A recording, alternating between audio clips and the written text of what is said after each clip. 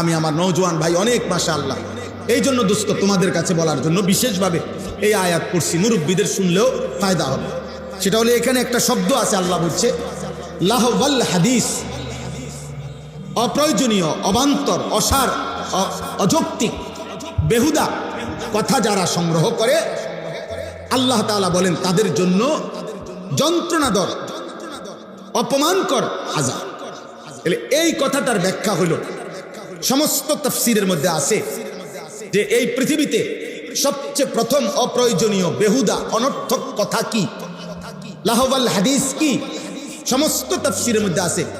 হযরত আব্দুল্লাহ ইবনে মাসউদ রাদিয়াল্লাহু তাআলা আনহু, নবীজির বিখ্যাত সাহাবী, তিনি আল্লাহর কসম দিয়ে বলছেন, ওই সাহাবী কসম দিয়ে বলছে, ওয়াল্লাহিল্লাযী লা ইলাহা ইল্লা হু, আমি ওই আল্লাহর কসম করছি যেই আল্লাহ ছাড়া আর কোনো ইলাহ নাই, হুয়াল গিনা, অবাস্তর, অবান্তর, অসার, বেহুদা কথার এক নাম্বার হলো আল গিনা, সমস্ত গান, সমস্ত বাদ্য। এবং এই কথাটা অগণিত সাহাবায়ে কেরাম বলছে। এই জন্য দোস্ত আমি এই ছোট্ট একটা আমলের কথা, একটা গুনাহের কথা শুধু মনে করাই দিলাম যে একজন মুসলমান, বিবেকবান, ইমানদার, যার রক্তে ইমান আছে, যার কলিজায় ইমান আছে, যে আল্লাহ চিনে, নবী সাল্লাল্লাহু আলাইহি ওয়াসাল্লামকে চিনে, গান, বাদ্য, গায়িকা, নর্তকী, নৃত্য, গানের আসর, গানের মজমা, গানের পরিবেশ, গানের ছবি, গান বাদ্যের এরকম ঝংকার, এটা কোনো মোমেন, কোনো ইমানদার শুনতে পারে না, বরদাস্ত করতে পারে। আল্লাহ বলছে তাদের জন্য অপমান করা আযাব রয়েছে, অপমান করা আযাব। আল্লাহর নবী সাল্লাল্লাহু আলাইহি ওয়াসাল্লাম বলছেন, লা ইয়াকুনান্না মিন উম্মতি আকওয়ামুন ইস্তাহিল্লুনাল হিররা ওয়াল হারির ওয়াল খামরা ওয়াল মাআজিফ। আমার উম্মতের কিছু নাফরমান শেষ দিকে আখিরি জামানায় এমন হবে যারা যে কোনো নারীর সাথে জিনা করা, যে কোনো নারীর সাথে ব্যভিচার করাটাকে হালাল মনে করবে, রেশমি পোশাক পরাটাকে হালাল মনে করবে, মদ খাওয়া, নেশাকে হালাল মনে করবে, এবং গান বাদ্যকে হালাল মনে করবে। নবীজি সাল্লাল্লাহু আলাইহি ওয়াসাল্লাম, আল্লাহ নবী সাল্লাল্লাহু আলাইহি ওয়াসাল্লাম বলছেন, মান জালাসা ইনদা কাইনাতিন ইয়াসমাউ মিনহা, যে কোনো গায়িকা, যে কোনো নর্তকী যে গান গাচ্ছে তার কাছে বসে এবং তার গান শুনতে থাকে, আল্লাহ নবী সাল্লাল্লাহু আলাইহি ওয়াসাল্লাম বলেন তার কানের মধ্যে কিয়ামতের দিন জ্বলন্ত আগুনের সীসা ঢেলে দেওয়া হবে, জ্বলন্ত সীসা ঢেলে দেওয়া হবে। ইমাম শাফিঈ রাহমাতুল্লাহ আলাইহি বলছেন, গানের আড্ডায় যার সময় কাটে সে দায়ুস, তার জন্য জান্নাত হারাম। ইমাম আহমদ ইবনে হাম্বল রাহমাতুল্লাহ আলাইহি বলছেন, আল গিনা ইউমবিতুল নিফাকা ফিল কলব, যে গানের অভ্যস্ত তার কলিজার মধ্যে ধীরে ধীরে ঈমান সরে গিয়ে মুনাফিকি তৈরি হয়। ইমামে আজম আবু হানিফা রাহমাতুল্লাহ আলাইহি বলছেন, সিমাউল আগানি ফিসকুন, গান শোনা প্রকাশ্য পাপ, ওয়াত্তালাজ্জুদু বিহা কুফরুন, এবং গান শুনে মজা পাওয়া, স্বাদ পাওয়া কুফরি, কুফরি, কুফরি, কুফরি, মজা পাওয়া। এই যেমন তাল মারে, হাত লারে, পাও লড়ে, শরীর নাড়ে, বাড়ি দেয়, এই যে মজা পাইল না, এটা এই স্বাদ পাওয়া, মজা পাওয়া গান শুনে, তিনি বলছেন কুফরি, তিনি বলছেন কুফরি। হ্যাঁ, হযরত ওমর ইবনে আব্দুল আজিজ রাহমাতুল্লাহ আলাইহি বলছে যে কলিজার ভিতরে আল্লাহর কোরআন আছে, সেখানে গান থাকতে পারে না। যে দিলের মধ্যে গান আছে সেই দিলে আল্লাহর কোরআন থাকতে পারে না। লা ইয়াজতামিউ ফি কলবিন ওয়াহিদ, এক অন্তরে গান এবং কোরআন দুইটা জমা হয় না। ইম্মাল কোরআন ওয়া ইম্মাল গিনা, হয় কোরআন থাকবে নয়তো গান থাকবে। ইমাম ইবনুল কাইয়িম জাওজি রাহমাতুল্লাহ আলাইহি বলছেন, লাগাতার যে গানে অভ্যস্ত হয় তার সবচেয়ে বড় ভয়ঙ্কর একটা বিষয় হলো তার মৃত্যুর মুহূর্তে সম্ভাবনা খুব বেশি, ইমাম কিতাবে লিখছেন যে সম্ভাবনা খুব বেশি তার জবানের কালেমা বন্ধ হয়ে যাবে, বরং গানের বাক্য তার মুখ দিয়ে বের হতে পারে। এজন্য প্রিয় ভাই, আমার কথা শেষ, দোস্ত আমার, বন্ধু আমার, নওজোয়ান সাথী আমার, মোবাইলের মাধ্যমে প্রতিনিয়ত তো তোমরা নারী, গায়িকা, নর্তকী, গান, বাদ্য, এই অস্থিরতার মধ্যে যদি ডুবে থাকো দোস্ত, এ তোমার ধীরে ধীরে ঈমান শেষ করে দিবে। হয় তোমাকে মুনাফিক বানাই দিবে, নয় তোমাকে বেঈমান বানাই দিবে। শেষ পর্যন্ত অর্জন তো কিছুই হবে না। গায়িকা দিয়ে তুমি করবা কি, নায়িকা দিয়ে তুমি করবা কি, শেষ পর্যন্ত আখিরাতটা নষ্ট হবে। এজন্য দোস্ত আমার, আমি অনুরোধ করলাম, কোরআনুল কারীমের মধ্যে আল্লাহ বলছে, আফামিন হাদাল হাদিসি তা'জাবুন ওয়া তাদহাকুনা ওয়া লা তাবকুন ওয়া আনতুম সামিদুন। আল্লাহ বলছে, এই বেঈমান, আমার বন্ধু আমার নবী মুহাম্মদ সাল্লাল্লাহু আলাইহি সাল্লাম তোমাদের সামনে কোরআন পড়তেছে, আমার বন্ধু কোরআন পড়ে আর তোমরা হাসাহাসি করো আর গান শুনতে থাকো, অথচ তোমাদের চোখে এক ফোঁটা পানিও আসে না। এমন শক্ত নাফরমান বান্দা কেমনে হল? এজন্য দোস্ত আমার, চারিদিকে আল্লাহর কোরআন পড়া হয়, ইমাম সাহেব আল্লাহর কোরআন পড়ে, মাদ্রাসাগুলোতে তালেবে ইলম কোরআন পড়ে, এমন কোরআনের পরিবেশ চারিদিকে থাকার পরেও নিয়ে মুসলমানের ঘরে জন্ম নিয়ে জীবনটা নষ্ট করো না বাপ। আমি অনুরোধ করলাম প্রত্যেকেই আমরা আল্লাহকে মানার চেষ্টা করেন, এই হারাম গান বাদ্য জিনা ব্যভিচার থেকে নিজেকে হেফাজত করেন। প্রত্যেকে আল্লাহর জন্য আল্লাহর কথা মনোযোগ দিয়ে শোনা উচিত। কোরআনুল কারীমের মধ্যে আল্লাহ তাআলা স্পষ্ট বলছেন, আমার কোরআন যখন পড়া হয় বলা হয় ফাসতামিউ লাহু ওয়া আনসিতু, তোমরা মনোযোগ দিয়ে শোনো এবং চুপ থাকো। তাহলে এটা আল্লাহ তাআলার আদেশ, তোমরা মনোযোগ দিয়ে শোনো এবং চুপ থাকো। আর মোবাইল হাতে ধরে রাখলে মনোযোগ বসায়, সারাক্ষণ মোবাইলের দিকেই নজর থাকে, বারবার মোবাইলের কথাই মনে পড়ে, ওইটার মধ্যে ঠিকমতো উঠতেছে কিনা এই পেরেশানিতেই সময়টা চলে যায়। তাইলে দোস্ত, কারো মোবাইলের মধ্যে যদি 10 লক্ষ ওয়াজও থাকে, তাহলে তার আখিরাতের কি ফায়দা? আখিরাতে কিংবা কবরে হাসরে কোথাও এই মোবাইলটা জমা নিবে? তাহলে কলিজার মধ্যে নেওয়া উচিত, দিলের মধ্যে, অন্তরের মধ্যে।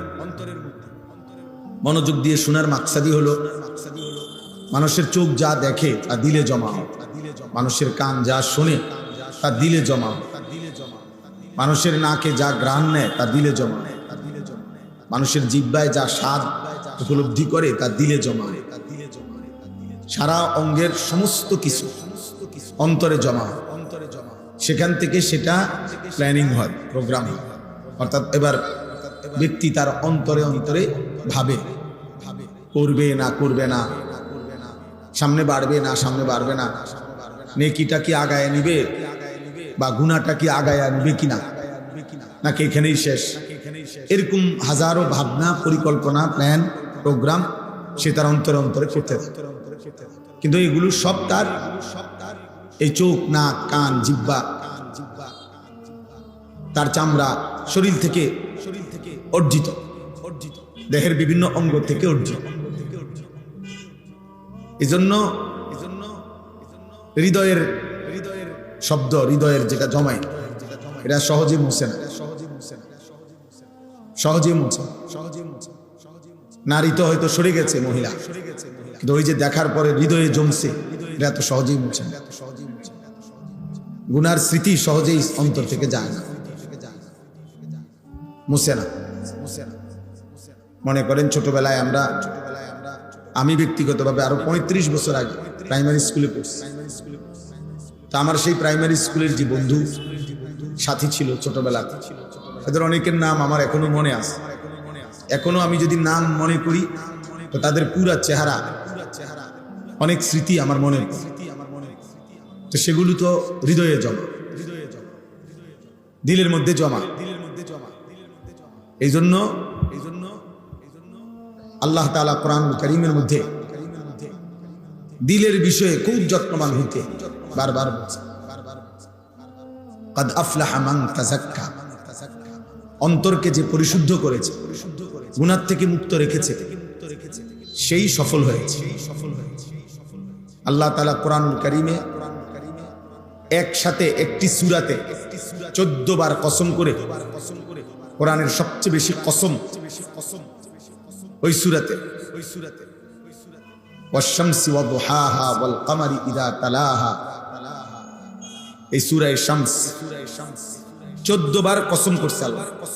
14 বার কসম করে আল্লাহ বলছে কদ আফলাহা মান যাক্কাহা, যে তার অন্তরকে পবিত্র করেছে সেই সফল হয়েছে, কামিয়াব হয়েছে।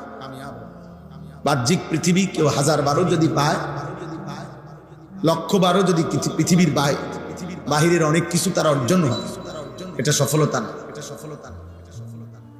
আয়াহসাবুনা আন্নামা নুমিদ্দুহুম বিহি মিন মালিন ওয়া বানিন নুসারিউ লাহুম ফিল খায়রাত বাল লা ইয়াশউরুন। আল্লাহ তাআলা বলেন, আমার কিছু বান্দা ভাবে আমি যে তাদেরকে দুনিয়ায় কিছু অর্থ সম্পদ, সন্তান আদি, ভাত মাছ চাল ডাল খাদ্য খাবার, অর্থ সম্পদ, বাড়ি ঘর দালান জমি ক্ষেত ফসল, স্ত্রী সন্তান, ক্ষমতা প্রভাব প্রতিপত্তি পদ পদবি দিয়েছি। এই ছেলে, এই কি ব্যাপার, বাংলা বুঝো নাই তখন? এই বেটা ফালতু কোথাকার, তুমি তো চলে যাও। তোমার কি জোর করে বসাইছে কেউ? ওই যে অনেক সিএনজি আছে, অটো আছে, ওগুলো উঠাও বাবা। একটা হিসাব লাগাও যে এই বাজারে কতটা সিএনজি আছে। তুমি একটা ছবি উঠাইয়া একটা সংখ্যা জানাও মানুষ, এটা একটা বহুত বড় সেবা হবে যাতে, যে আমাদের ইউনিয়নের মোট এতটি অটো আছে। এটা অসভ্যতা ভাইয়া। দিন রাত 24 ঘন্টা জাদুগ্রস্ত ব্যক্তির মতো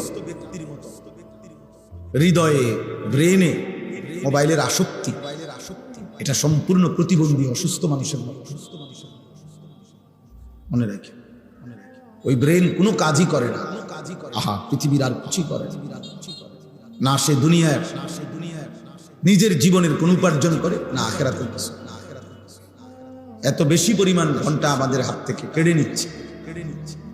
এবং জীবনের সবচেয়ে মূল সময়, যখন যৌবন, শক্তি, সামর্থ্য, কিছু করার, কিছু গড়ার, নিজেকে সাজাইবার সময় ছিল, বেঈমান ওই সময়টাই আমাদের হাতে। এটা দিয়ে আমাদের হাজার হাজার লক্ষ লক্ষ ঘন্টা, মিনিট। 30 জন মুসলিম ছেলে যদি 30 ঘন্টা 1 ঘন্টায় করে মোবাইল চালায়, 1 ঘন্টা একসাথে, তাহলে আমাদের মুসলিম সম্পদ থেকে 30 ঘন্টা হারায়। মানে 1 ঘন্টা যায় নাই, বরং 30 ঘন্টা গেছে। কারণ 30 জনের থেকে তো 1 ঘন্টা করে গেছে। এভাবে কত লক্ষ ঘন্টা প্রতিদিন চলে যাচ্ছে অনাদর। এই সময়টা যদি মাটি কাটতো তাও ভালো।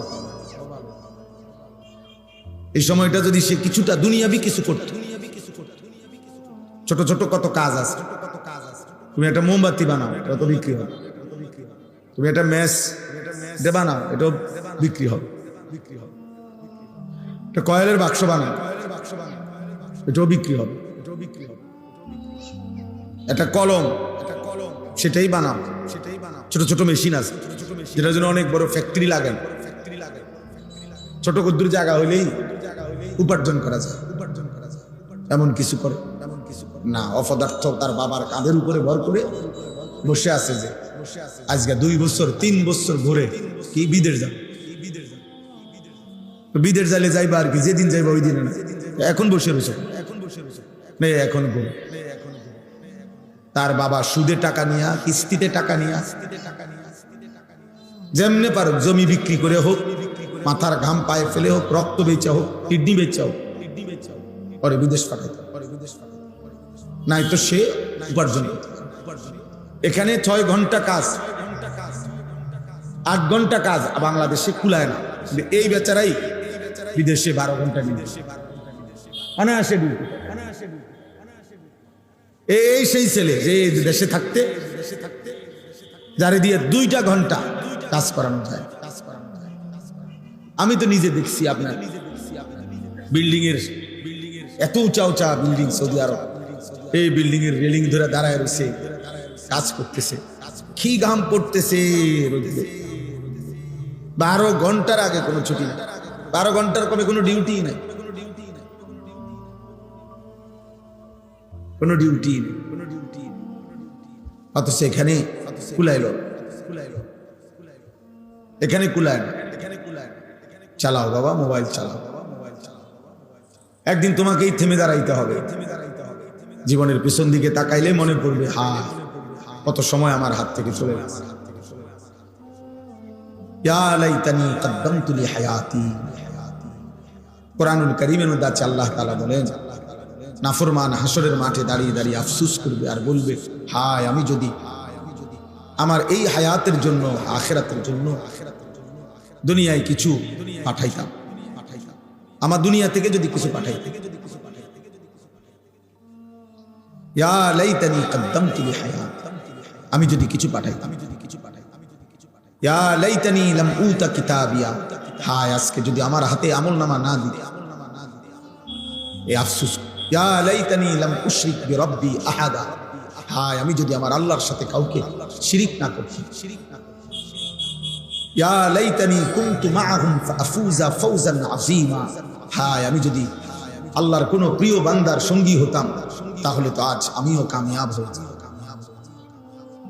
ইয়া লাইতানি লাম আত্তাখিজ ফুলানান খলীলা, হায় আমি যদি দুষ্ট নাফরমান পাপীকে বন্ধু না বানাই। ইয়া লাইতানি ইত্তাখাযতু মা'আর রাসূলি সাবিলা, হায় আমি যদি আল্লাহর রাসূলের পথ ধরতাম। ইয়া লাইতানা আতা'না আল্লাহ ওয়ার রাসূলা, হায় আমি যদি আল্লাহ এবং তার রাসূলের আনুগত্য করতাম। সব কোরআন শরীফের আয়াত। ইয়া লাইতাহা কানাতিল কাদিয়া, হায় আজ এই হাসরের মাঠে যদি আমাকে মৃত্যু এসে সমান করে দিত। আফসোস করতেই হবে, কোনো সন্দেহ নাই। হাদিসের মধ্যে আছে আল্লাহর নবী সাল্লাল্লাহু আলাইহি সাল্লাম বলেন, জান্নাতে যাওয়ার পরেও জান্নাতি বান্দা আফসোস করবে, যা আমি যদি আরো কিছুটা তাসবিহ করতাম, আমি যদি আরো কিছু তাসবিহ করতাম, আমি যদি আল্লাহকে আরো কিছু ডাকতাম, তাহলে আজ জান্নাতেও তো আমার মর্যাদা আরো উপরে উঠত। মানে দুনিয়ার সময় এতটা দামি যে জান্নাতে যাওয়ার পরেও বান্দা আফসোস করবে, যখন তার চাইতে উঁচা জান্নাতে মানুষকে দেখবে, আহা আমি যদি আর 10 বার সুবহানাল্লাহ পড়তাম, তাহলে তো আমি উঠতাম। আমি যদি আর 100 বার সুবহানাল্লাহ বেশি পড়তাম, তাহলে তো আমিও আর একটু উপরে উঠতে পারতাম। এই জন্য সবাই মিলে পাঞ্জাবিওয়ালা, টুফিওয়ালা, কে কারে দেখান, কার ছবি কে দেখে, কার গান কে শুনে, কে কারে দেখাইতেছেন, কে কারে দেখাচ্ছেন, কার জন্য এত কষ্ট করতেছেন, দৌড়াইয়া দৌড়াইয়া, ঘুরিয়া ঘুরিয়া, দাঁড়াইয়া, বইয়া, শুইয়া, কাইতুইয়া, সিতুইয়া, সবাই মোবাইলে ছবি তুলতেছে। সফলতা জীবনের সার্থকতা। ফেসবুকে আসছে আমার একটা ছবি, আমার জীবন সার্থক, আমার একটা ছবি আসছে ফেসবুকে, ইউটিউবে আমার একটা ছবি আসছে, অতএব আমি সফল। অথচ আল্লাহ তাআলা বলছেন, গুনাহ থেকে যে নিজের দিলকে পাক করেছে সে সফল। ফামান যুহজিহা আনিন নার ওয়া উদখিলাল জান্নাহ ফাকাদ ফাজ। আল্লাহ তাআলা বলেন, যাকে জাহান্নাম থেকে মুক্তি দেওয়া হলো এবং জান্নাতে প্রবেশ করানো হলো, সেই কেবল সফল হলো। ফাকাদ ফাজা, সে সফল হলো। ইতিহাসের নির্ভরযোগ্য কিতাবে আছে দোস্ত, নবীজি সাল্লাল্লাহু আলাইহি সাল্লামের সাহাবীরা যখন যুদ্ধের ময়দানে জীবন দিতেন, সারা শরীর যখন রক্ত মাখা শরীর নিয়ে শহীদ হচ্ছিলেন, শেষ নিঃশ্বাস যাওয়ার মুহূর্তে শাহাদাতের পবিত্র রক্তে, তখন সাহাবীরা বলতেন, ফুস্তু ওয়া রব্বিল কাবা, কাবার রবের কসম আমি সফল হয়ে গেলাম, আমি আল্লাহর জন্য জান দিলাম। ওনারা সফলতা ভাবতেন শাহাদাতে, ওনারা সফলতা ভাবতেন আল্লাহর জন্য জীবন দেওয়া। আর আমার কিশোর নওজোয়ান সফলতা ভাবে কোন অসৎ নারী তাকে চিনে, এই সফলতা। কোন অসৎ বন্ধু সমবয়সী তাদের সাথে শেষ আড্ডা দিতে পারে, কেউ বাধা দেয় না, এটা তার সফলতা। তার চেহারা সুরতে এখন এমন হালাত বানাইছে, চলাফেরা এমন গাদ্দার, ফলে তার আপন মা বাবা ভয় পায়। ঠিক আছে বাবার এই যেই চেহারা, তার যেমনি গার ফাঁক দেয়, এই নাফরমান কি করে না করে বলা যায় না, যাও ফেলে দাও। এইটা সে এখন সফল। এখন আর মা ডাকে না, বাবা ডাকে না, এখন আর গ্রামের কেউ ডাকে না তাকে। তুমি কামিয়াব, তুমি কামিয়াব। তোমার রাত কাটে নারী দেখে দেখে, তোমার দিন কাটে ছবি দেখে। তোমার হায়াত ঘন্টার পর ঘন্টা চলে চুল ফিরাইতে ফিরাইতে। তোমার জীবনের সময়ের পর সময়, মিনিটের পর মিনিট চলে যাচ্ছে মোবাইলের নর্তকী দেখতে। গান, বাদ্য, অশ্লীলতা, বেহায়াপনা, গল্প, কৌতুক, হাসি, ঠাট্টা, মজাক, বেহুদা, অনর্থক, অপ্রয়োজনীয় কথাবার্তা। এটা সফল, কারণ এখন আর তারে কেউ ডাকে না। যদি এটাই মনে হয় সফলতা, ঠিক আছে, তোমার বিবেকের উপরে রহম করো। কিন্তু আমরা কিতাবে পড়ছি, কোন মুসলমানের, কোন মানুষের জীবনের সবচেয়ে বড় সৌভাগ্য যে আল্লাহ তাআলা তার জন্য এমন কোন মুসলিহ, এমন কোন মুরব্বী, তার মাথার উপরে এমন কোন অভিভাবক মিলাইয়া দিছেন যে তাকে প্রতি মুহূর্তে চলার পথে টেনে ধরে। না এদিকে যাবেন, এটা করতে হবে। এভাবে খাইবা বসবা না, এভাবে বসো, এটা করো, এটা করো না, এরকম যে তাকে ধরে ধরে শুধরায়া দেয়, ঠিক করে দেয়। আল্লাহর কসম, কিতাবের মধ্যে আছে ওই মানুষটাই ভাগ্যবান, আল্লাহ যার মাথার উপর একজন অভিভাবক। সিরাতাল্লাযীনা আন'আমতা আলাইহিম, সিরাতাল্লাযীনা আন'আমতা আলাইহিম। আল্লাহ শিখাইছেন, বান্দা আমাকে এভাবে ডাকো, বলো যে আল্লাহ আপনি আমাকে সিরাতে মুস্তাকিম দেন, আপনি আমাকে সরল সঠিক জান্নাতের রাস্তা দেখান। তবে সেই রাস্তা তো অনেক লম্বা, এখান থেকে জান্নাত এত লম্বা পথ আমি একা পাড়ি দিতে পারবো না। এত লম্বা পথে আমি মাঝখান দিয়া বিভিন্ন রোডে হারায় যাব গুনার রাস্তায়। কাজে সিরাতাল্লাযীনা আন'আমতা আলাইহিম, আমার আগে আপনি যাদেরকে এমন পথ দেখাইছেন যে এই সিরাতে মুস্তাকিমের পথে পরিচালিত করেছেন, আপনার এমন কোন প্রিয় বান্দা আমারে দেখায় দেন, মিলাইয়া দেন, যার পিছনে চলে চলে সিরাতে মুস্তাকিমের উপরে আমি জান্নাতে চলে যাব। এটাই আয়াত, গায়রিল মাগদুবি আলাইহিম ওয়ালাদ-দাল্লিন। আল্লাহ যাদের উপরে আপনার গজব, আপনার লানত করছে, যাদের উপরে এমন নাফরমানের সংঘ আমারে বানায় না, এমন নাফরমানের সংঘ আমার উপর বানায় ওয়ালাদ-দাল্লিন। আল্লাহ যারা হক চিনে নাই, আপনাকে চিনে নাই, যারা আখিরাত চিনে নাই, যারা আপনার দ্বীন চিনে না, যারা কর্তব্য বুঝে না, পথ হারা, দাল্লিন, পথভ্রষ্ট, কোনটা তার করণীয় গন্তব্য, কোনটা পথ এটা যে বুঝে না, আল্লাহ এমন নাফরমানের পথে আমার দিয়ে। এর চাইতে একা থাকা ভালো, এর চাইতে একা থাকা ভালো দুষ্ট মানুষের সঙ্গের চাইতে, অসৎ মানুষের। এই জন্য নওজোয়ান ভাই, বয়স্ক বাবা, সবাই মিলে ভাবা উচিত, এক এক সেকেন্ড হায়াত আল্লাহর দান। আমরা কিতাবে পড়ছি, তাফসীরে আছে, প্রত্যেক মানুষের হায়াত, প্রত্যেক মানুষের সময়, প্রত্যেক মানুষের জীবন, ঘন্টা, মিনিট, সেকেন্ড, দিন, সপ্তাহ, মাস, বছর, এইটা আল্লাহ তাআলা তার বিরুদ্ধে আল্লাহ তাআলা দলিল হিসেবে পেশ করে। প্রত্যেক মানুষের হায়াত তার বিরুদ্ধে দলিল, প্রত্যেক মানুষের অঙ্গ প্রত্যঙ্গ তার বিরুদ্ধে দলিল। কোরআন শরীফ আছে, ওয়া শাহিদা আলাইহিম সামউহুম ওয়া আবসারুহুম ওয়া জুলুদুহুম বিমা কানু ইয়ামালুন। আল্লাহ তাআলা বলেন, নাফরমানের কান, চোখ এবং সমস্ত চামড়া, আমাদের সারা দেহই চামড়ায় আবৃত, চামড়া নাই এমন কোনো অংশ নাই, সারা দেহই একটা চামড়ায় আবৃত না। তো আল্লাহ তাআলা বলেন, ওয়া জুলুদুহুম, তাদের চামড়া আমি আল্লাহর সামনে তাদের পুরা জিন্দেগীর যা করেছে তা সাক্ষ্য দিবে। শাহিদা আলাইহিম, আরবিতে এই আলা শব্দ বিরুদ্ধে, তার বিপরীতে সাক্ষ্য দিবে। ও বাঁচতে চাইবে, নয় ছয় কথা বলতে চাইবে, আর তার চোখ, তার কান, তার অঙ্গ, তার জেহাদ, তার হাত, তার পাও, তার লজ্জাস্থান, তার বুক, তার পেট, তার পিঠ, তার কলিজা, তার হৃৎপিণ্ড, তার ভেতরের অঙ্গ প্রত্যঙ্গ, তার ব্যাপারে সাক্ষ্য দিবে। আল্লাহ ও মিথ্যা বলছে, ও আমার দিয়ে এই। আর দুই নাম্বার, জাহান্নামী জাহান্নাম থেকে বারবার ফিরতে চাইবে দুনিয়ায়। আল্লাহ একটু সময় দেন, রব্বানা আখিরনা, রব্বানা আখিরনা, আল্লাহ একটু সুযোগ দেন, একটু সুযোগ, দুনিয়ায় ফেরত যেতে দেন, একটু সময় দেন। আল্লাহ বলবেন, আওয়ালাম নুআম্মিরকুম, এই সব। আমি কি তোমাকে সময় দেই নাই বান্দা? আমি কি হায়াত দেই নাই? আমি কি বছর দেই নাই? আমি কি রাত দেই নাই, দিন দেই নাই? আমি কি তোমার উপর দিয়ে একটা সময় পার করি নাই? তাহলে আমি তো তোমাকে সময় দিয়েছিলাম, হায়াত দিয়েছিলাম। নাহলে 40 বছর বয়স কার বানাইলাম? 30 বছর বয়স কার বানাইলাম? তোমারই তো বানাইছিলাম।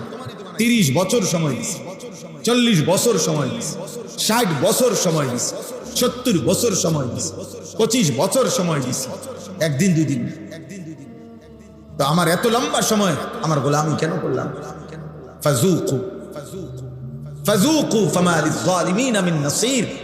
আল্লাহ বলতে নাফরমান, আজকে কেবল জাহান্নামের আযাব ভোগ করো। আজ এই পুরা হাসরের মাঠে আখিরাতে আর কোন জালেম পাপীর জন্য কোনো সাহায্য করি না।